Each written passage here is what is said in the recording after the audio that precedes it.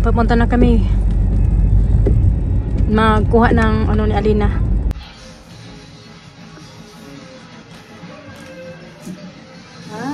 Meron din silang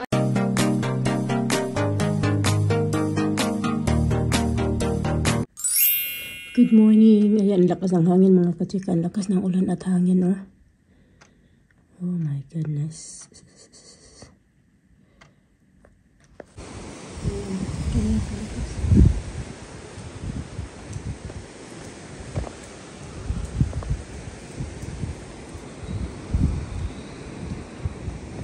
Patong ko lang kayo dyan. Kapag hilamos na ako, nakapag-toothbrush na ako mga kachika. Mag-skincare na tayo kay...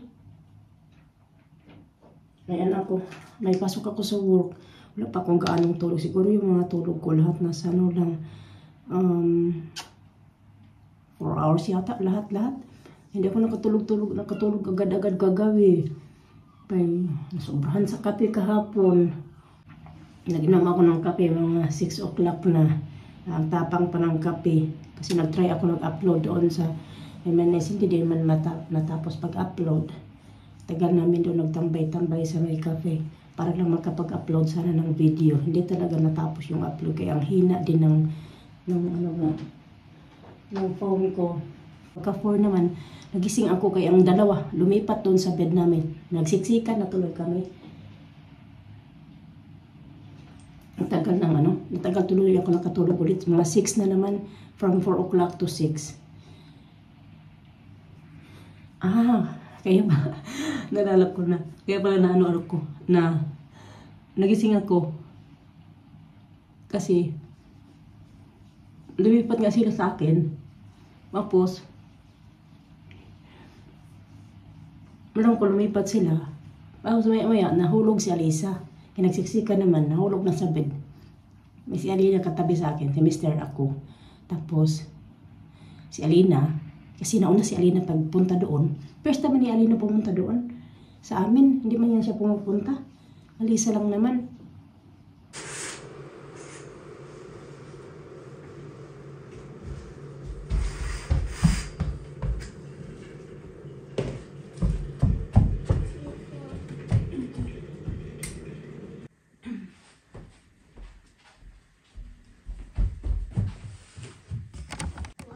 Good morning. Good morning. Get up there properly. They can't see your face. Get up. Say good morning. Good morning.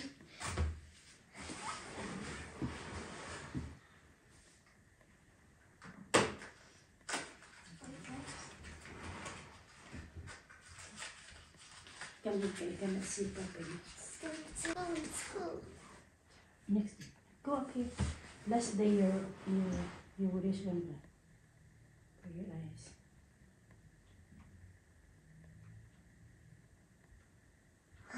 Ayaw.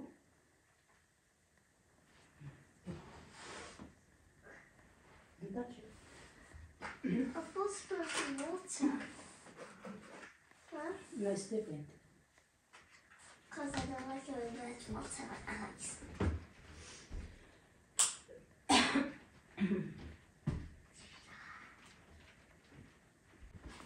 What doing to watch? Masha. Again and again.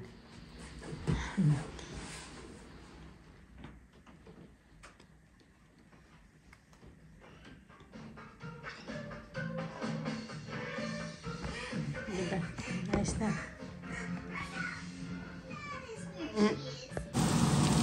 Nagluto ako niyan mga kachika. Yan yung iuulam ko. Yan. Talong. Lagyan ko ng 2 itlog. Inutin ko nga ito saglit yung window. Ayan. Para may hangin kaunti ba pasok. Kalimutan ko na yung water ko.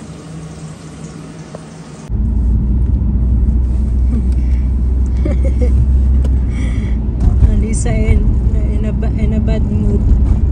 Yeah, because he's tired. Yeah. 3 hours later. Bawi na ako mga kachika. Tapos ko lang 12:33 hours lang ako. Ang bilis ng 3 hours ha.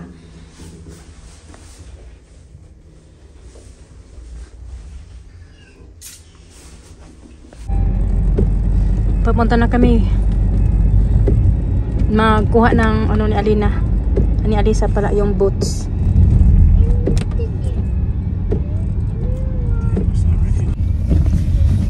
So galing na din kami doon sa bilihan ng mga uniforms ng mga bata. Nagbili na kami ng jumper kasi kailangan doon bilhin para may ano, may tatak ba dito. Binili ko tag-dalawa sa kanila.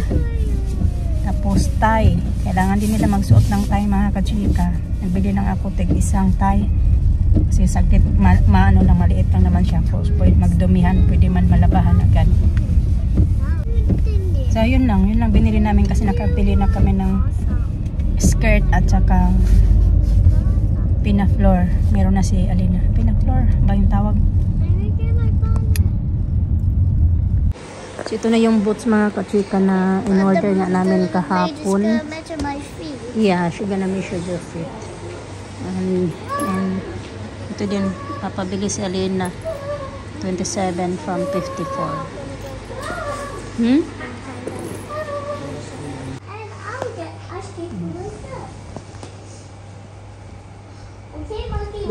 They got nice bags, no? We're gonna get the bags next time. I know. Like Alisa got. Very cute for babies. Toddler. And they're cute.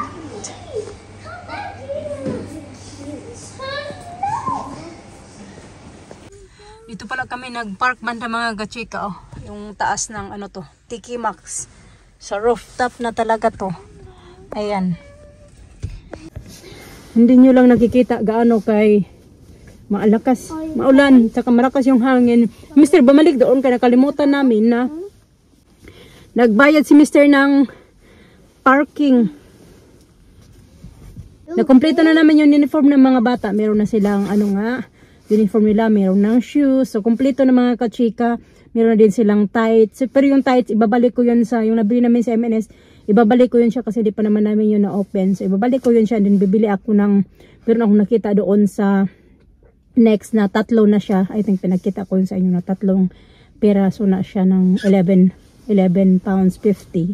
Din doon sa ano naman sa MNS, dalawa lang siya. Tapos magkaiba pa yung kulay. May dark at saka light gray. So, papalitan ko yun siya. At ayun na yun. Para tatlo. Sa, doon kasi sa next tatlong piraso na siya. Tatlong paris na for 11 pounds 50. And din doon naman sa ano sa M&S 950, dalawa lang siya, dalawang pares lang. So, kompleto na yan, tama na yan kung nadagdagan.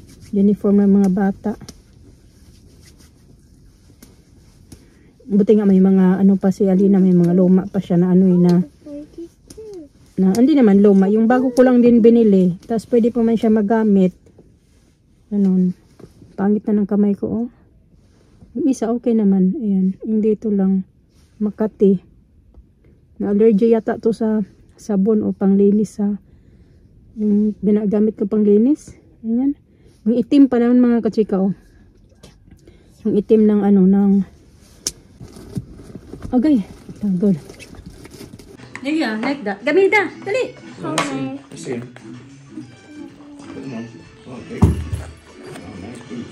Nice. I'm gonna wear that tomorrow. Give me the other one. There you go. That's pretty though, isn't it? Wow. Huh? Sticky your shoes because you got your feet. It's because foot you got no. Help. You got no socks. Very nice too. What is this? Help. Help, another one. She's trying on her new shoes mga kachika. Me? Yan yung bago niyang sapatos. Boots pala. Nabili namin to dahil. Lisa? Lisa? Yung kay Alina, nabili na lang namin yan ng 24 pounds mga kachika. Kasi na... No, it's cheap because the original price was 54. So we save 30 pounds for that. How about you, Sa? You like it? Your boots? You had lollipop. Ay, tatanggalin ko itong battery ni Mr. Kay kang Mr. Cellphone nasira mga kachika. Kaya kanina nagpunta din kami ng taong kasi dumiretso siya sa para ayusan ng cellphone. Ito, hindi na siya, yung charger gumagana pa pero yung dito tusukan ng mag-charge ka, hindi na nagka-problema. Kaya, ayan, ngayon, lilipat ko muna yung kanyang ito. Saan ba to? Oh. Laki, triple ano pala to? Motorola to yung phone niya. More than 2 years niya na din to gamit-gamit. Ayan, tingnan nyo. Triple SIM card. Tapos, ipapagamit ko sa kanya yung aking old phone na ito. iPhone XR pala to. Matagal na to.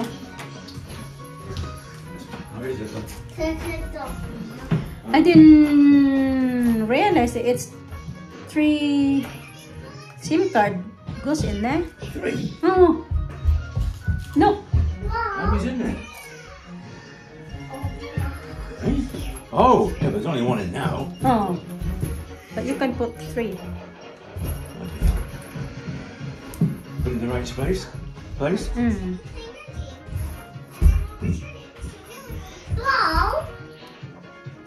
Which one's that? Is that the, that's the... This is my phone. My old phone. Right, okay. I don't know. Well, do I need well, open it then? I don't want to be having to open it with a code. Just take that code off. Okay. Well, how? Remove the code. Mm-hmm. It's just That's all that nonsense. what I say. Why? How you like? Alina, I see your boots. Let me say trade boots, please. Yeah, stop. Alina, Huh? your trade boots. Let's have a look. Nakalimutan ko na kung paano to. Ano.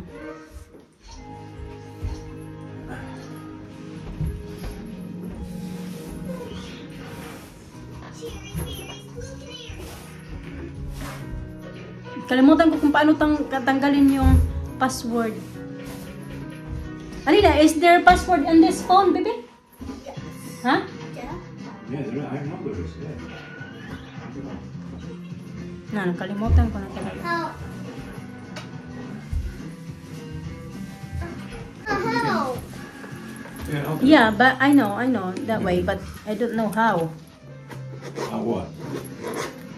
How you find it there. Yeah, it's new. You see, it takes a few times. You like those? They're nice. Ito na. Wow. Very pretty. Very feminine.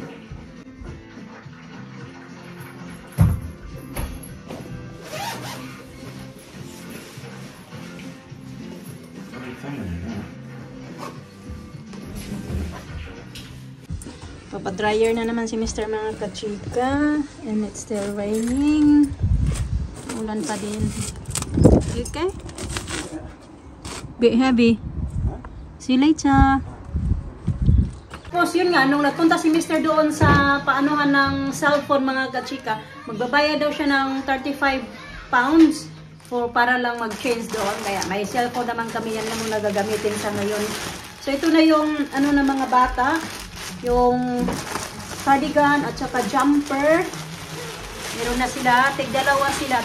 Yung binili ko na lang ay ako lang bumili, pero yun si Mr. nagbayad. Ito, tig-isa sila ng jumper at saka tig-isang cardigan. Ayan. Ito yung mga itsura. Patalikod ko lang kasi may pangalan to ng school eh.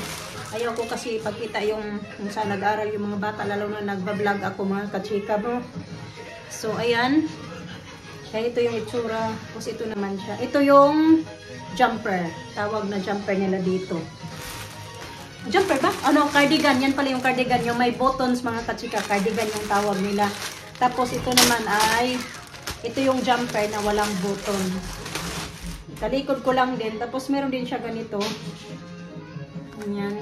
Ganyan yung stand. Ay, walang ano, yung isa may button sa gitna, yung ito wala. Ayan. Tapos ito nga yung ano nila, tie. Necktie. Binili namin to. Mahal lang. Itong isa lang ay 14 pounds. Ano siya? 75. So, ilan yung binili ko? 4. So, mga 60. Kaya nagbayad kami ng 68. Binayaran namin lahat doon. Kasi ito nga yung necktie. Tig isa lang sa kanila.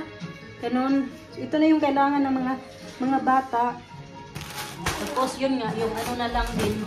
Papalitan ko yung kanilang babe? Tie.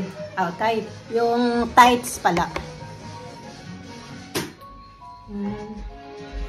Naantok talaga ako. Sarap sana matulog ba? Pahinga. Nakaupo-upo na din ako. Kasi pagdating namin, nakain ko yung mga bata. Kumain na ako ng lunch. Sarap sana matulog ba? Kaso kay magre-ready na naman ako ng ng pagkain ng mga bata. Kaya wala na akong time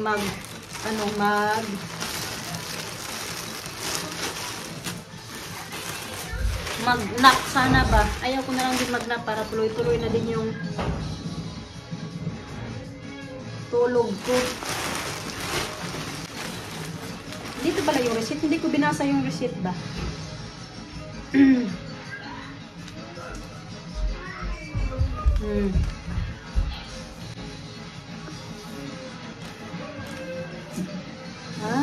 Meron din silang ito pala yung yung recibos doon sa ito school nga school days tawag doon yung shop na yon. Sabi ito, please note, do not use fabric conditioner with this garment. Okay. Ko na lang yata to. Hand wash ko na lang or hindi ko alam. Yung jumper, 14 pounds 75. Yung cardigan, 14 pounds 99. And then yung tie naman, 9 pounds, dalawa. So, 4 pounds 50 yung isa. So, ayan na. Ayan na talaga. Kaso ito, magagamit pa din naman to pag, hindi lang naman to ngayon magagamit ng mga bata. Magagamit pa din naman to sa mga pagpasukan nila ulit. Kasi hindi naman yan sila maglipat-lipat ng school. Diyan lang naman yan sila din. Kaya maraming beses pa din yan magagamit ng mga bata. Worth it pa din yung pagbili niyan ba. Medyo may kamahalan lang.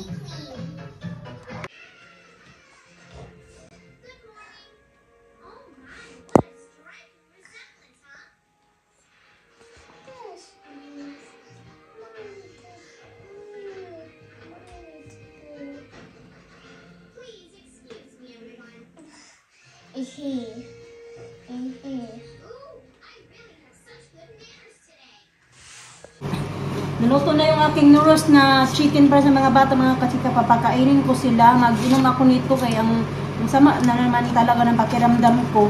Actually, kanina matagal na to. Ilang araw na to talaga. Dinala-dala ko lang. Kanina nga sana umaga, ayaw nga sana ako papasukin ni Mr. Kasi sabi niya, baka lumala yung pakiramdam mo kung papasok ka ngayon.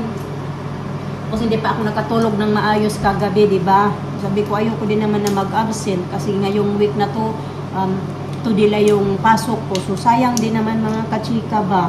Mas bukas hindi ako makakapasok kasi pupunta kami bukas ng Bristol. Kaya ganun. So, sinamantala ko na lang din yung ngayong araw na to ba. Kahit 3 oras lang.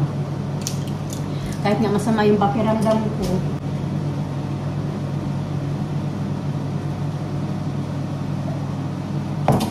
Kaya na umaga, ito din yung ininom ko. So, alas 5 pa lang naman, mamaya mag-inom ulit ako nito.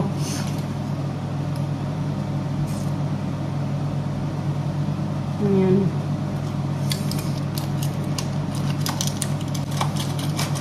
Napakainin ko lang yung mga bata, mga kachika. And then, natulog din ako.